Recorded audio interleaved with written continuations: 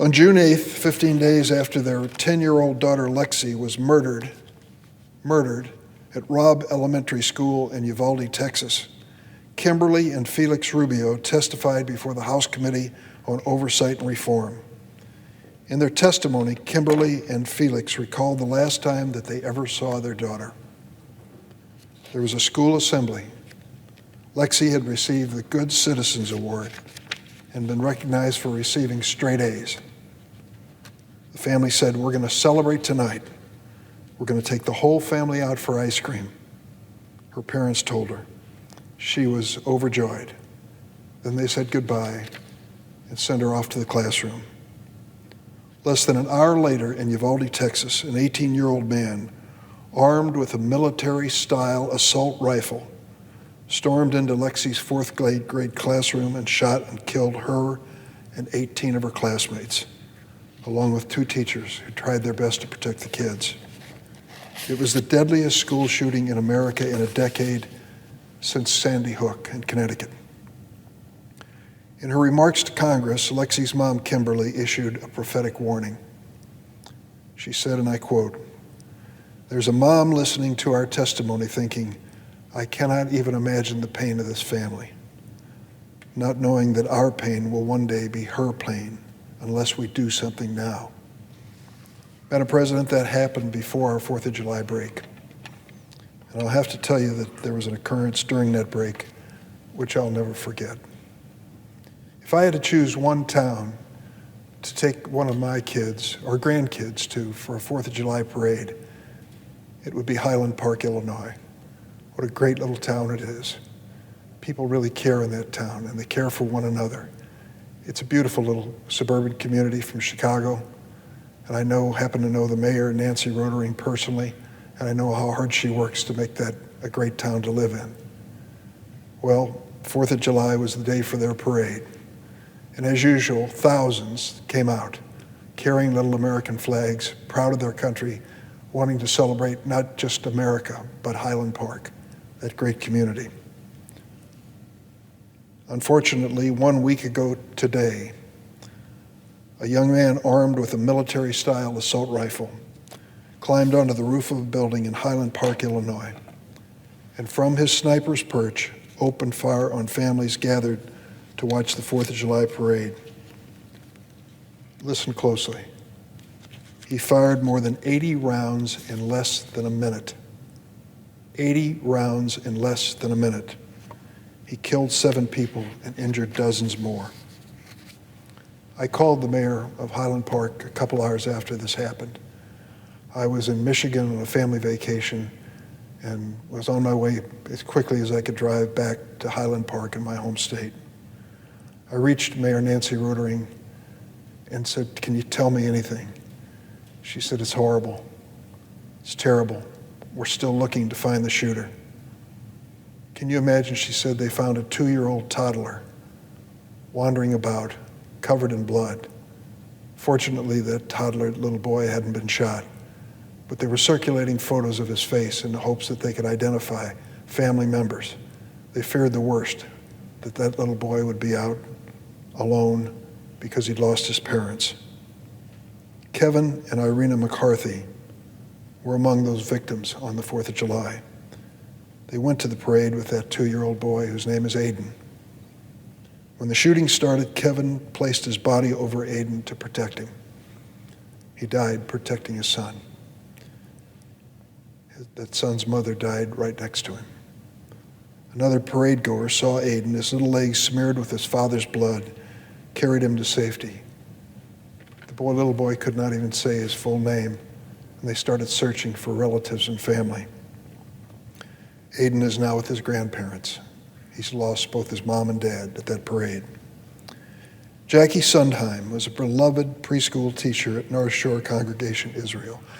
You should see the outpouring of letters talking about these people whose names I mentioned here, how beloved they were in their community. Jackie was one of them. Katie Goldstein went to the parade with her daughter Cassie. When the shooting started, Katie and her daughter started running, but Katie was shot in the chest and fell. Cassie said she leaned over her dying mother, and told her she loved her, but she couldn't stop running because the gunman was still shooting. Stephen Strauss, what a story. A financial advisor who still worked full-time at the age of 88 because he loved his work and he loved life. Used to take the train in from Highland Park to downtown Chicago every single day. He and his wife Linda were 2 months shy of their 60th wedding anniversary. Nicholas Toledo Zaragoza. He came to Highland Park 2 years ago from Mexico to visit his family. He was in a wheelchair following a recent accident. He was shot in the chest and killed in that same wheelchair. Eduardo Uvaldo, father, grandfather, great-grandfather. He and his wife had just celebrated their 50th anniversary. The 4th of July was Eduardo's favorite holiday. He couldn't wait to go to the parade. He was shot in the back of the head and died 2 days later in the hospital. And now there's an additional story I want you to hear. It's about this little boy. Cooper Roberts was among the 46 parade goers who were injured. He went to the parade with his twin brother Luke and his mom and dad. He's 8 years old, loves playing baseball and soccer. His brother Luke suffered shrapnel wounds in the arm, and his mom Keely was shot in her leg and in her foot. I want to read from an article in the Chicago Sun-Times that was printed just within the last 2 days to tell you what's happened to this little boy.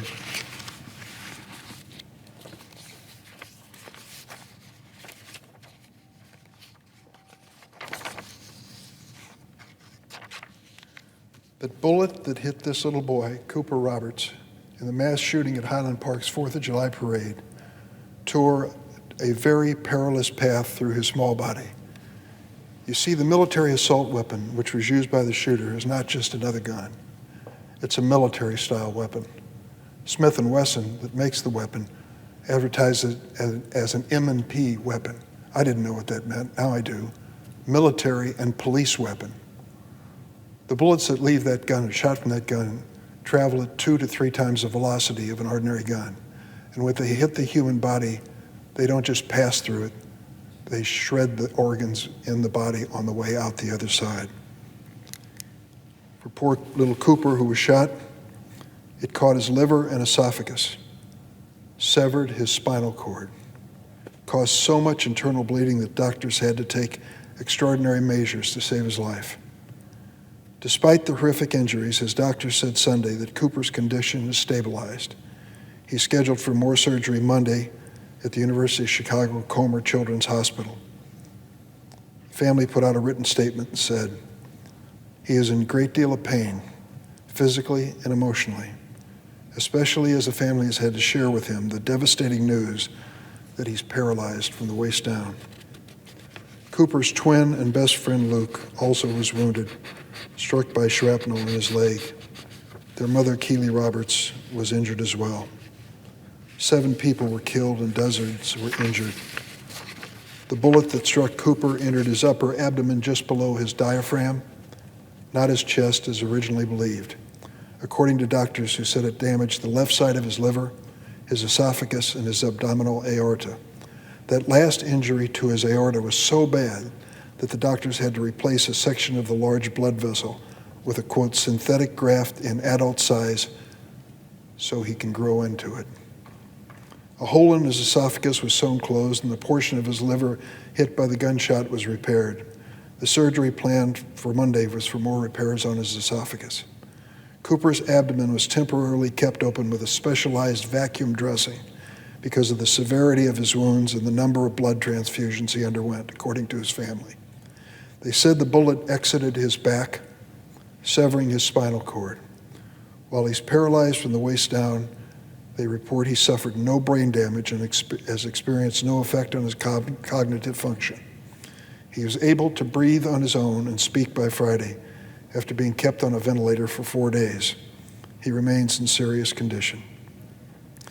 The family wishes to acknowledge and thank the many, many, many people, the emergency medics, police and fire department, nurses, doctors, and the hospitals who did such extraordinary work.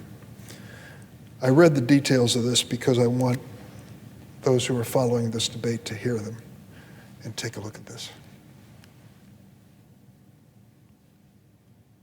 What did he do wrong? Went to the 4th of July parade with his mom and dad. I'm sure he was happy as you see him in this picture. And because a man with a military-style rifle went berserk and fired on his family, his life is changed forever. Why?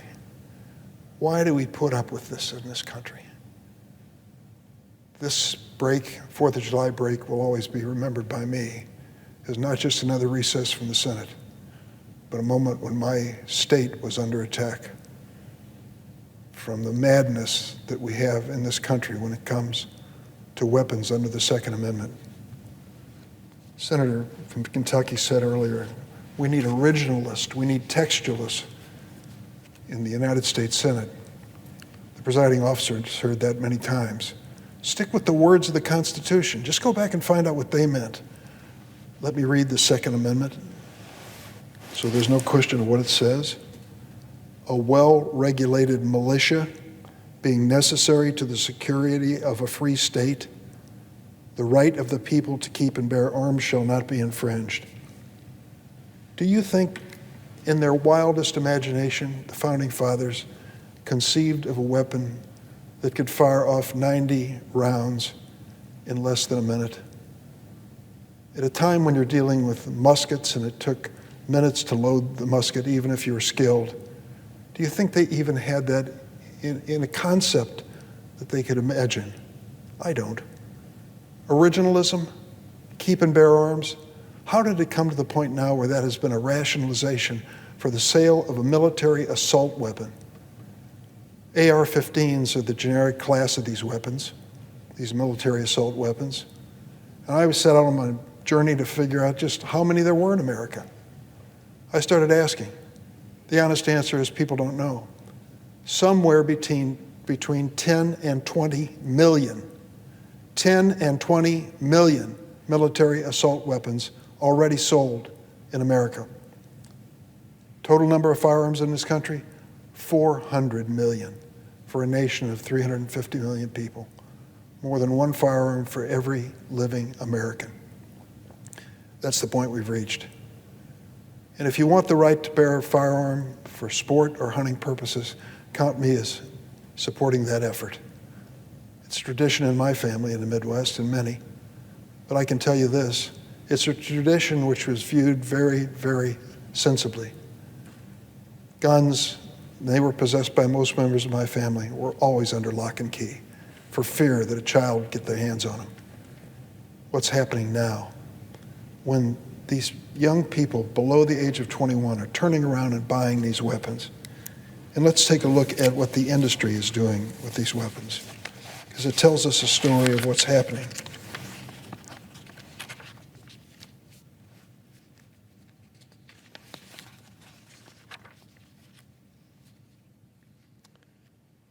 According to the Gun Violence Archive, the Highland Park parade shooting was the 309th mass shooting this year in America. 309 already. 27 weeks. More than 11 mass shootings each week. More than one a day. What's a mass shooting? When 4 people are injured or killed by gunfire. And while mass shootings get the most headlines, they're far from the only shootings in America. At least 220 people were killed and close to 570 others were injured in shootings over the 4th of July weekend, according to the Gun Violence Archives. We've come to accept this as the reality of life in America. Other countries look at us and shake their heads. How can these great Americans, as smart as they are, let this situation spin out of control? 30 miles south of Highland Park on the 4th of July, in the city of Chicago, 10 people were killed, 62 injured by gun violence over that weekend.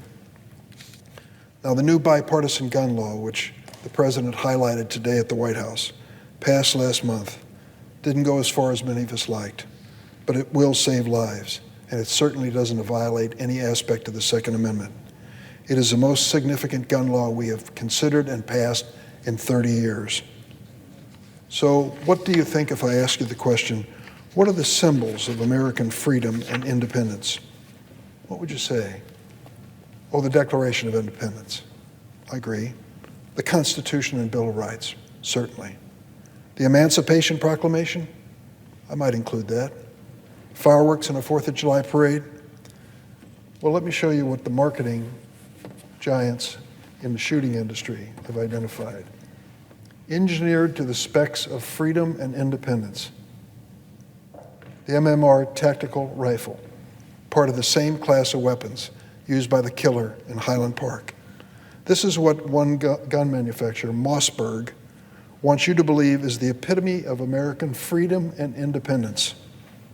This is an actual ad for AR-15 style semi-automatic assault rifle, shown here, and incidentally it has a high-capacity magazine. The shooter in Highland Park had 3 of these high-capacity magazines and was able to fire 90 rounds because of it. Take a look at this advertisement from the same industry,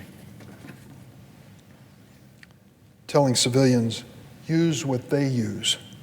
Use the same guns that soldiers and Marines use in combat, but use them, sadly, in towns like Highland Park, Illinois, and Uvalde, Texas. This ad is from a company called Daniel Defense. One of their semi-automatic assault rifles was used to murder those 19 children in Uvalde, Texas. Daniel Defense semi-automatic assault rifles were also found in the room of the killer who murdered 60 concert goers and injured more than 400 others at the Harvest Music Festival in Las Vegas in 2017, the worst mass shooting in the history of the United States. But with pride, they advertised these weapons. These kinds of reckless ads for assault weapons didn't exist 30 years ago. That's when gun manufacturers looked in the future and saw a problem. They realized that Americans weren't going out hunting like they used to, or even sport shooting. And so they had to create a new craving, a new appetite for a weapon. They needed to attract a new customer to new sorts of weapons. So they created ads like these, equating freedom and independence with these little killing machines. It gets worse. Here's an ad for a new assault rifle that came out this year. The AR-15 is the weapon of choice, as I mentioned, for mass shootings. This is an ad for a JR-15, a junior AR-15. It is manufactured by We One Tactical. I'm sorry to say it's an Illinois company. It's like an AR-15, but it's designed for kids, 20% smaller and lighter. It's designed for children under the age of 18. Look at the logos in this ad and look closely. They're the same logos that are imprinted on the weapon. They show these skulls of children with pacifiers in their mouths. You'll find that same symbol on the gun that they sell. Today, tobacco companies are creating vaping products with flavors like cotton candy and gummy bears to hook kids on nicotine. This gun manufacturer uses cartoon skulls sucking on pacifiers to try to hook children on using military-style assault weapons. Those weapons belong not in towns like Highland Park, but on the battlefield, not in our communities, and certainly not in the hands of children. Current federal law affords the firearms industry broad and unjustifiable immunity from civil liability. What would you think if a major automobile manufacturer sold a car in this country and the brakes did not work? Should they be held liable? Few would question that. But if a gun manufacturer makes a gun that is inherently dangerous or negligently manufactured, that is dangerous in and of itself, the gun industry has bought immunity in the law at the federal level, so they cannot be sued for that dangerous product. Dangerous car, manufacturer can be sued. Dangerous gun, no liability. Current federal law allows the firearm industry broad and unjustifiable immunity from civil liability. But that immunity is not unlimited. Firearms manufacturers do not have a license to recklessly peddle high-powered killing machines to those who should not have them. They should be held accountable. And believe me, the Senate Judiciary Committee is going to look at that law. These assault rifles, these weapons of war, are killing our kids and threatening our communities in Buffalo, Uvalde, Highland Park, and so many other places. The death tolls and tragedies will continue to multiply until we act. Madam President, I'll close by saying today I saw our governor, J.B. Pritzker, who came to the ceremony at the White House together with Nancy Rotering, the mayor of Highland Park. I want to commend both of them for their leadership, and I want to thank the first responders. The night of one week ago, the night of this shooting, I finally made it to Highland Park and went through and thanked all of the first responders. The ATF agents who so quickly identified this rifle as belonging to the man who was ultimately charged. I must say to my colleagues, let's waste no time and put a director at ATF. We need him now more than ever. And to all those who responded, gave up their 4th of July and did what they were asked to do so many times, risked their own lives for the safety of others, our heartfelt thanks. We owe them everything. For the medical crews who turned around on an emergency basis, did such miraculous things. For all of the people who were injured, our thanks are there and will be forever. But now it's our turn, not just to praise those who showed courage, but to show courage ourselves. Can we summon the courage to put an end to these military assault rifles and say that this is not part of any Second Amendment right in America? These are killing weapons, and sadly, we have too many lives to show for it. I'll close with Cooper's picture again. This perfect little boy, 8 years old, went to the 4th of July parade to celebrate our country and to be with his family. His life will never be the same. What are we going to do about it? I yield the floor.